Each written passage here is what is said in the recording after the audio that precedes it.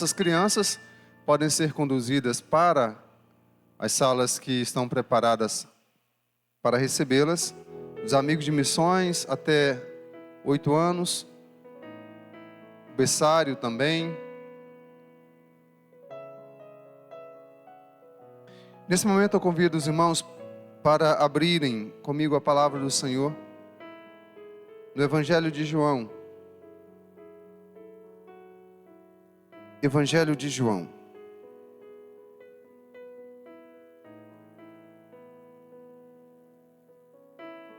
Capítulo 3.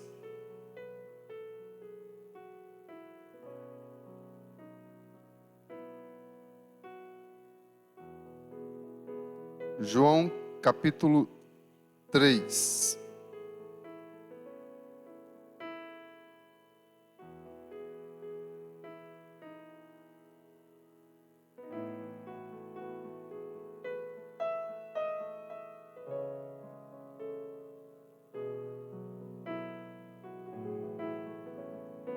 Meus irmãos, na Bíblia Sagrada nós encontramos muitos acontecimentos, o relato de muitas obras realizadas pelo Senhor, e que essas obras, quando são contadas, quando elas são relatadas para os homens e mulheres deste mundo, que ainda não temem a Deus, que ainda não servem a Deus, então essas obras parecem loucura. Parecem loucura.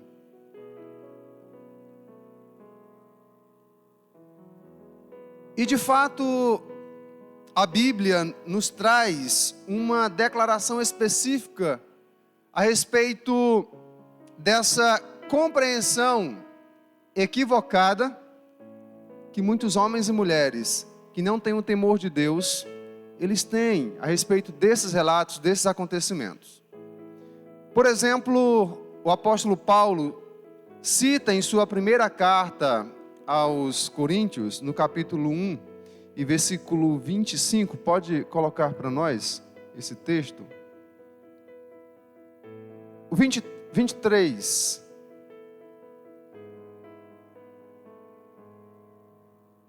Nós, porém, pregamos Cristo crucificado, o qual de fato é escândalo para os judeus e loucura para os gentios. Agora o 25. Porque a loucura de Deus é mais sábia que a sabedoria humana, e a fraqueza de Deus é mais forte que a força do homem.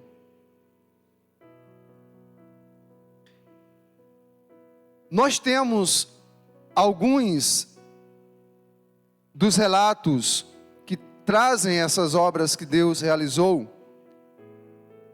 E como já dissemos, quando alguns escutam, dizem, mas isso é loucura. Mas Deus faz isso realmente para mostrar a sua grandeza e a sua glória. Por exemplo, deixe sua Bíblia aberta aí no Evangelho de João.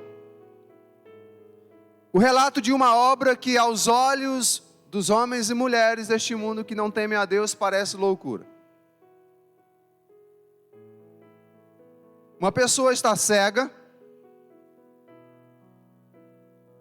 e o Senhor, que é o Deus Filho, cospe no chão, faz um lodo e coloca sobre os olhos. O cego diz, vai te lavar. Vai lá no tanque e te lava. Aos olhos desse mundo, isso parece loucura. É apresentado alguém diante do Senhor e não fala, é mudo. E o Senhor então cospe na língua do mudo e ele passa a falar. Isso aos olhos do mundo parece loucura. E agora eu convido você para ler o que está escrito em João capítulo 3, versículos 14 e 15.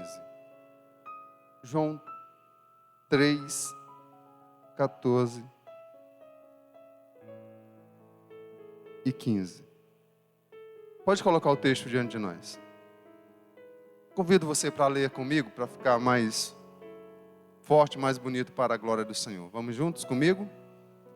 Da mesma forma que Moisés levantou a serpente no deserto,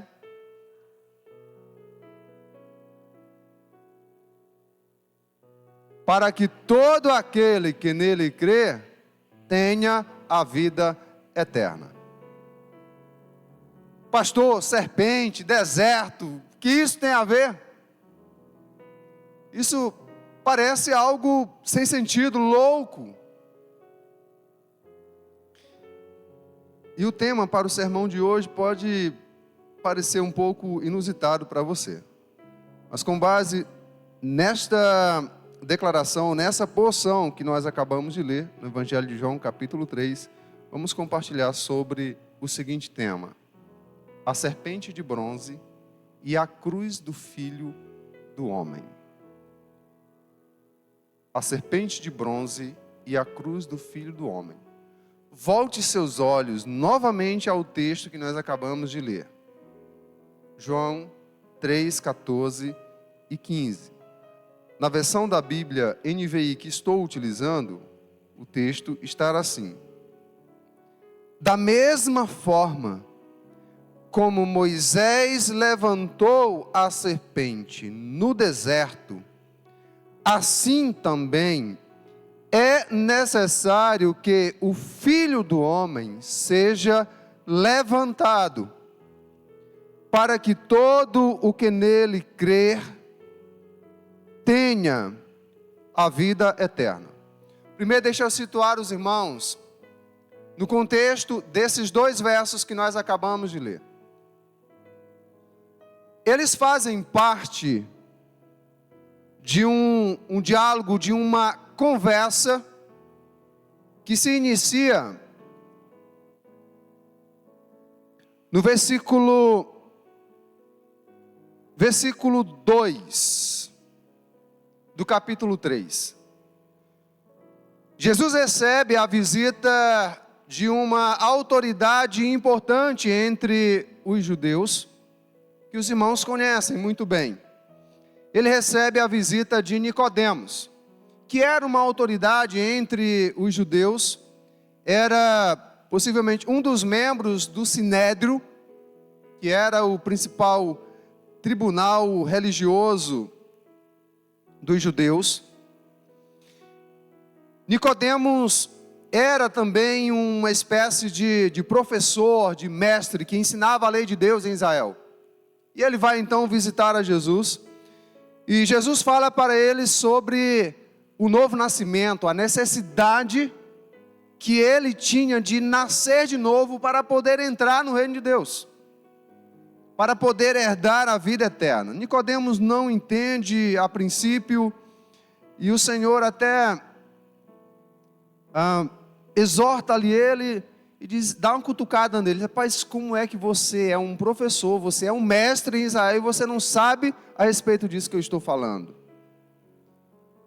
E então, em um dado momento, Jesus diz para ele: olha, Nicodemos, da mesma forma que Moisés levantou a serpente no deserto, é necessário que o Filho do Homem também seja levantado, para que todo aquele que nele crer tenha a vida eterna.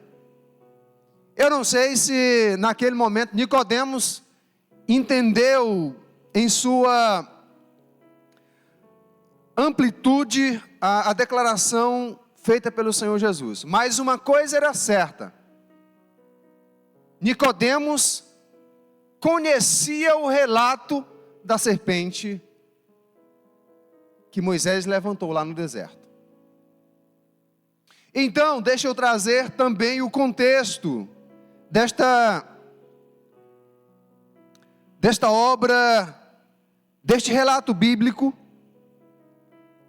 que nos fala sobre esta serpente que Moisés levantou lá no deserto, e sobre a qual Jesus então diz que assim como ela foi levantada, era necessário que ele também fosse levantado. Que serpente era esta? Bem, primeiro vamos à origem que nos remeterá a esse relato. Por volta do ano 2300 antes de Cristo, Deus chamou um homem para, através desse homem, constituir um povo para ele. Constituir um povo que lhe pertencesse com exclusividade entre todos os povos da terra, entre todas as nações. Deus chamou ao homem Abrão, que morava em uma cidadezinha por nome de Ur dos Caldeus. Após chamar aquele homem e fazer-lhe uma promessa de que ele seria o pai de uma grande nação, ele creu. Deus mudou o nome dele de Abrão para Abraão, cujo significado é pai de uma grande nação. Deus então começou a dar cumprimento àquela promessa feita a Abraão. Ele gerou Isaque, seu primeiro descendente, na sua velhice, já com cerca de 100 anos de idade. Sara com seus 90 anos. Isaque, seu primogênito, e veio a gerar Jacó e Esaú. De Jacó, então, nós temos 12 filhos, 12 descendentes, que formam, então, as 12 tribos que nós conhecemos como as tribos de Israel. Esse povo, então, se multiplica. Temos, então, um dos filhos de Jacó que é vendido pelos seus irmãos. E este vai, então, habitar no Egito. E lá do Egito tem todos os acontecimentos que os irmãos conhecem, não vamos entrar nesses detalhes. Do Egito, José toma conhecimento de que seu pai ainda é vivo. E então o manda buscar. Eles são recebidos no Egito e ali eles se multiplicam. Morre então o pai de José, morre todos os irmãos de José e morre também José. Ficam então seus filhos, seus descendentes. E esses descendentes vão sendo abençoados por Deus para cumprir-se a promessa de Deus feita a Abraão. E ali no Egito eles se tornam uma grande multidão. Mais de 1 milhão de pessoas. O faraó, com medo de que eles viessem a dominar a nação, faz deles seus escravos. E então aquele povo, descendente de Abraão, permanece por 430 anos no Egito, sendo escravizados, ou vivendo como escravos. A promessa de Deus foi transmitida de pai para filho, de geração a geração. E aquele povo que está sendo escravo no Egito tem conhecimento da promessa divina, de que Deus iria levá-los para uma terra prometida, que manava leite e mel. Eles então clamam a Deus, se humilham diante de Deus e Deus se compadece deles. E por volta entre o ano 2000 e 1500 antes de Cristo, Deus então levanta um homem, Moisés, para libertá-los. Deus então os liberta com poder e grande glória, como nós sabemos pelo relato bíblico. Faz com que eles atravessem o Mar Vermelho. E então encarem o deserto. Era para ser uma viagem curta. Era para ser uma viagem de poucos dias, desde a saída do Egito até a entrada na terra de Canaã. Mas, por conta da rebeldia, da idolatria, por conta da dureza do coração desse povo, uma viagem que iria durar apenas poucos dias, Deus fez com que durasse 40 anos no deserto.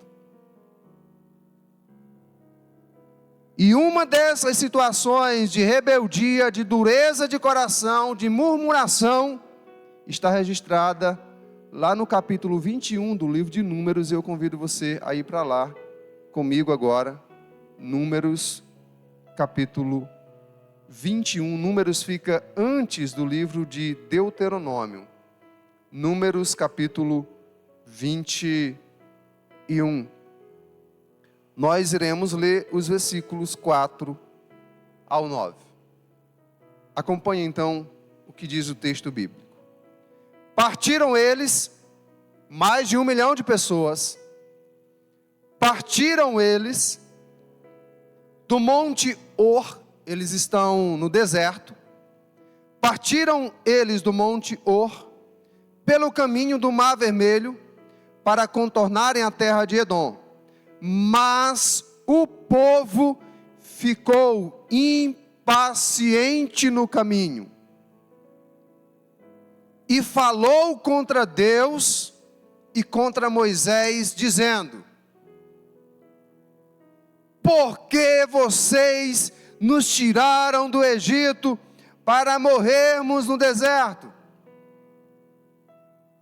Não há pão, não há água, e nós detestamos esta comida miserável.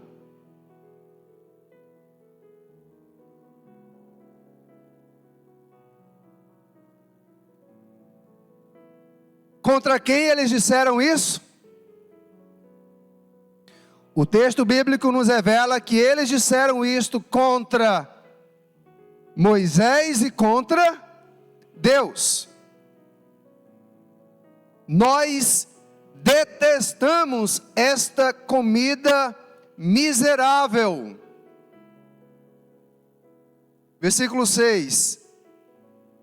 Então o Senhor enviou serpentes venenosas. Há uma versão que diz serpentes abrasadoras, para indicar a intensidade da dor e do sofrimento que as picadas dessas serpentes causavam neles. Então o Senhor enviou serpentes venenosas que morderam o povo ou picaram o povo, e muitos morreram. O povo foi a Moisés e disse: pecamos quando falamos contra o Senhor e contra você. Ore pedindo ao Senhor que tire as serpentes do meio de nós. E Moisés orou pelo povo. O Senhor disse a Moisés, verso 8, vamos ler juntos? Vamos comigo?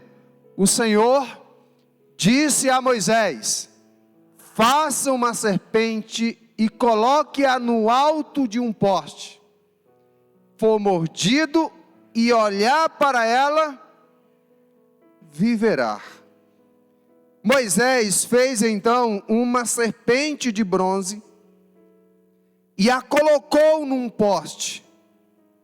Quando alguém era mordido por uma serpente e olhava para a serpente de bronze, permanecia vivo. Para o mundo, isso parece loucura. Como é que você tem cerca de 1 milhão de pessoas que está no deserto, e então uma quantidade absurda de serpentes invade ali o arraial, serpentes venenosas, abrasadoras? Eu acredito que se o deserto fosse aqui, se o povo tivesse aqui na região do Nordeste, então as serpentes seriam um cascavel, ou como o meu pai costumava chamar lá no interior, cascavele. As serpentes seriam um cascavel.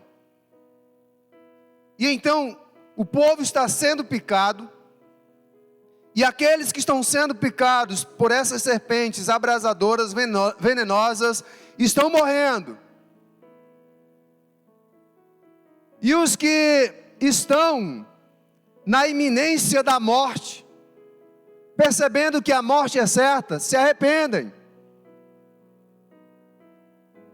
da murmuração, se arrependem de terem blasfemado contra o Senhor, de terem pronunciado impropérios contra o Senhor, e eles recorrem a Moisés, porque sabem que Moisés tem intimidade com Deus, tem relacionamento com Deus, e pede que Moisés intercede por eles. Moisés intercede, e aí a solução é o seguinte: o que Moisés pediu? Moisés pediu certamente que Deus matasse todas aquelas serpentes, que Deus tirasse elas do meio deles. Deus tirou as serpentes? Não, Deus não tirou. A solução que Deus apresentou para aquele grave problema foi algo inesperado. E como dissemos, para o mundo parece loucura. Moisés, derreta aí o bronze e faça uma serpente. Faça uma serpente, coloque ela em uma haste, e você vai colocar lá no alto da colina, e diga para o povo que aqueles que forem picados pelas serpentes abrasadoras devem olhar para a haste que está lá sobre o monte. E quem olhar, o texto bíblico nos revela, quem olhar será curado ou permanecerá vivo. As serpentes continuaram picando o povo. Deus não tirou de um ato só o problema. Deus apresentou a solução para ele. A solução para ele. Agora, o que esse povo fez para ter a solução do problema? O que eles fizeram? Eles não fizeram absolutamente nada. As pessoas que foram picadas pelas serpentes venenosas, elas receberam a cura, não por meio do próprio mérito delas. Elas não fizeram nenhuma obra para serem curadas.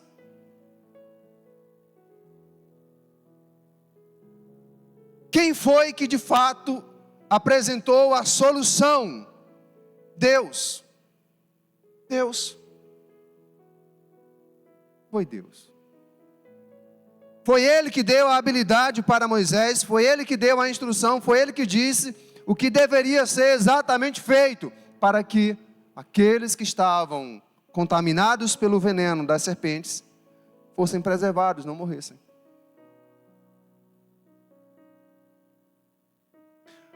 Agora, qual seria a única ação esperada da parte de Deus em relação ao povo? O texto nos revela pelo menos duas. A primeira coisa, o povo precisava se arrepender.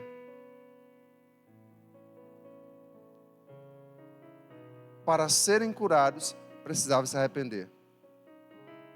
E eles se arrependeram. Naquele momento se arrependeram. A segunda coisa, não bastava apenas olhar para a haste daquela serpente de bronze. Não era suficiente apenas olhar para ela. Eles precisavam olhar, crendo na palavra de Deus, de que eles ficariam curados. Em outras palavras, o arrependimento deles precisaria ser seguido de fé. Eles precisavam olhar crendo que seriam curados, que seriam preservados.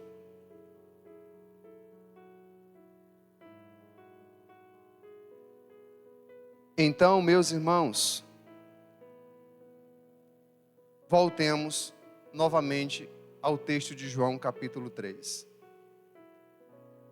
Pastor, e o que esse relato, o que esse acontecimento de tantos anos atrás tem a ver comigo hoje? O que aquele acontecimento, aquelas serpentes abrasadoras ou venenosas que picaram aquele povo no deserto, o que isso tem a ver comigo hoje? O que isso tem a ver conosco hoje? Preste atenção. Tem tudo a ver conosco hoje. Sabe por quê? Porque cada um de nós que estamos aqui, cada um, desde o mais novo ao mais velho, não importa se você é filho de crente ou não, se você nasceu num berço evangélico, num berço cristão ou não, não importa se seus pais são crentes ou não,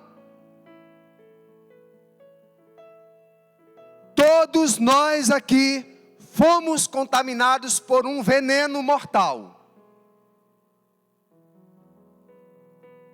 Em Romanos capítulo 3, versículo 23, nós lemos: Todos pecaram e estão destituídos da glória de Deus.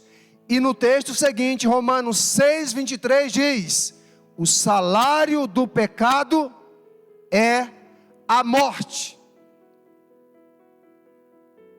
A consequência das picadas daquelas serpentes venenosas era a morte.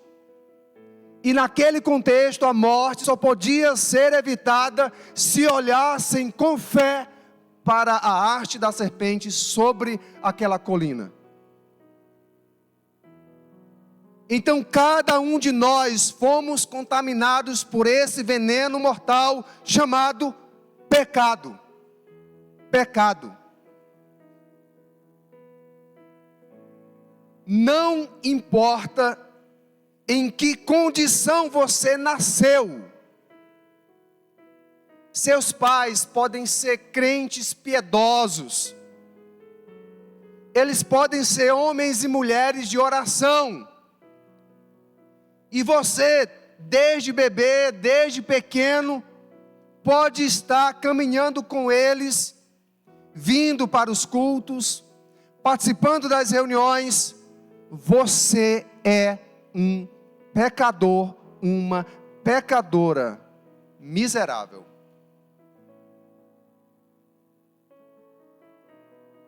Todos nós que estamos aqui fomos contaminados por esse veneno. E esse veneno também é mortal. O texto está diante de nós. O salário do pecado é a morte. É a morte. Diante disso, então, Jesus diz para Nicodemos: Nicodemos,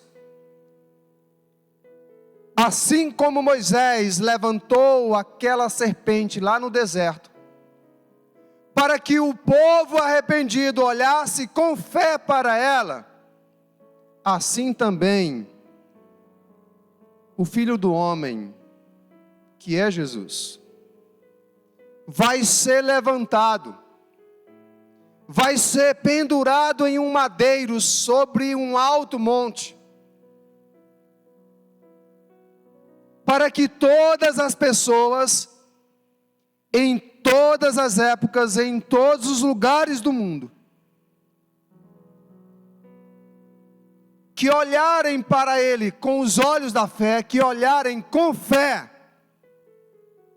irão ser preservados, terão a vida eterna, terão a vida eterna.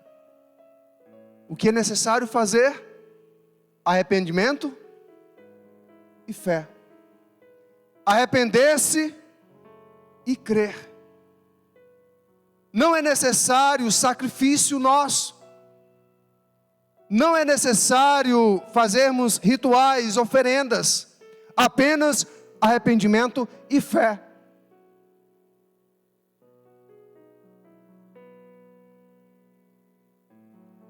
Apenas arrependimento e fé.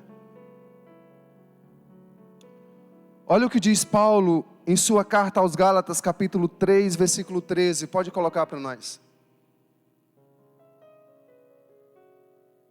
Vamos ler juntos? Comigo? Cristo nos redimiu da maldição da lei, quando se tornou maldição no nosso lugar, pois está escrito: maldito todo aquele que for pendurado em um madeiro. Em João 12, 32, ele diz que quando fosse pendurado no madeiro, quando eu for levantado da terra, atrairei todos a mim. Atrairei todos a mim.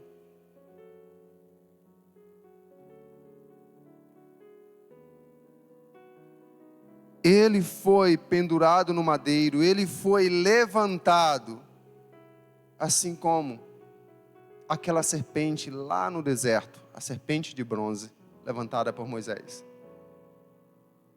Agora, meus amados irmãos, para concluirmos, eu fiquei refletindo e pensando, e me perguntando, por que Deus não mandou Moisés fazer a arte de um outro animal? Por que foi que Deus mandou Moisés fazer a arte justamente da serpente que estava picando o povo?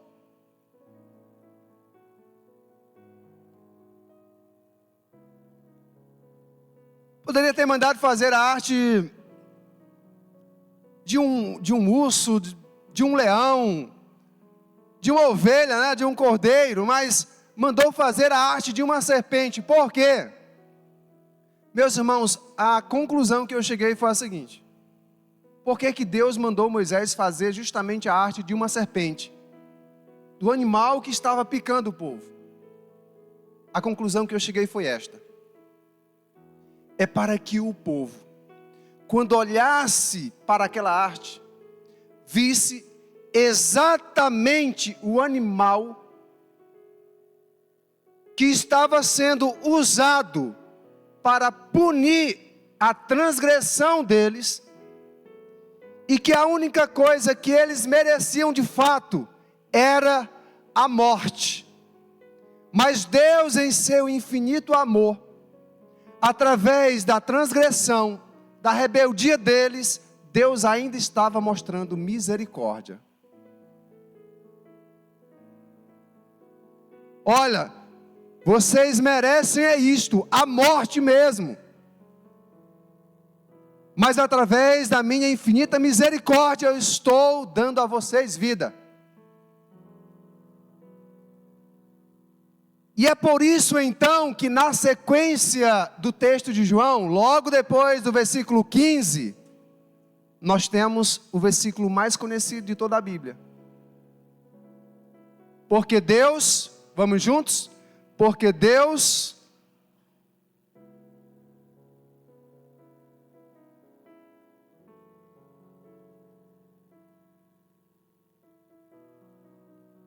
mais uma vez, para a glória de Deus, porque Deus amou o mundo de tal maneira que deu seu Filho unigênito, para que todo aquele que nele crê,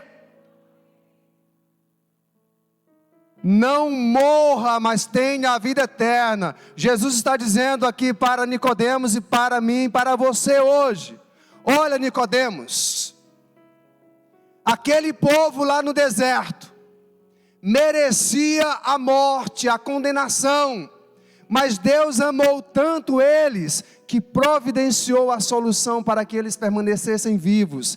Assim também hoje, cada um de nós que estamos aqui merecíamos a morte, mas Deus nos amou tanto que nos deu o seu único filho para morrer em nosso lugar. Deus agora não mandou aos profetas fazerem uma serpente de bronze. Deus enviou o seu próprio filho. Então, essa é uma relação maravilhosa que nós temos dessa declaração de Jesus aqui em João 3, com o relato de Números capítulo 21. Porque Deus amou o mundo de tal maneira que deu o seu Filho unigênito, para que todo aquele que nele crê não pereça, mas tenha a vida eterna. Nós merecíamos apenas a morte, e não apenas morte física, mas morte eterna, condenação. Agora, meus amados irmãos, milhões de pessoas serão condenadas ao inferno, não por terem herdado o pecado de Adão. Não. Ninguém, escute bem isto, ninguém, nenhum homem, nenhuma mulher, nenhum ser humano será condenado ao inferno apenas por ter herdado o pecado de Adão. Eu vou mostrar para você por que milhões de pessoas serão condenadas ao inferno. Você vai para o final do capítulo 3 de João.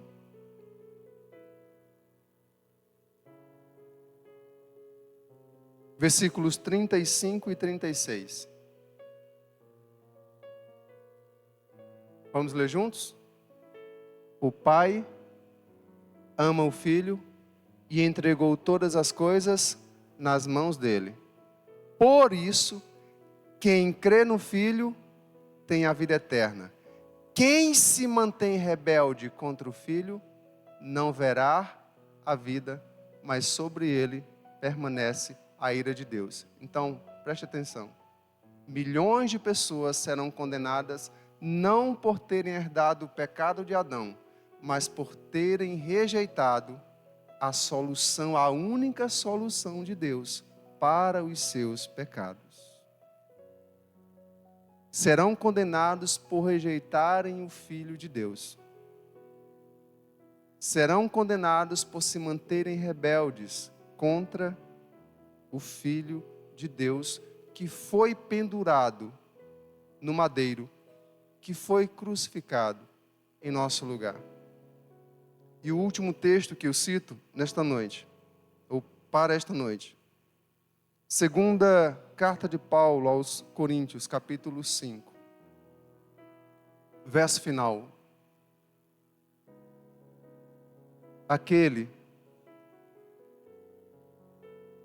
Esse versículo deveria despedaçar o seu coração e o meu coração. Aquele que não conheceu o pecado, Deus o fez pecado por nós, para que nele fôssemos feitos justiça de Deus, fôssemos justificados.